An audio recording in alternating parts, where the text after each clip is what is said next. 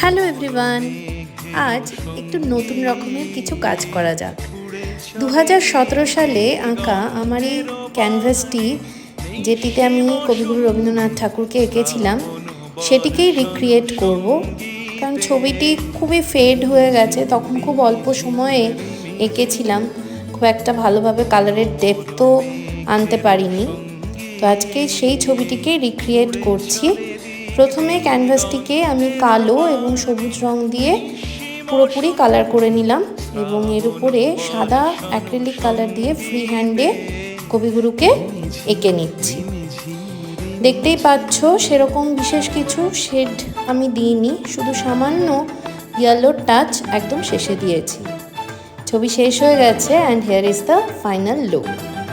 কেমন লাগলো অবশ্যই জানিও। সামনেই রবীন্দ্র জয়ন্তী, সবাই খুব আনন্দ করো। Thank you for watching.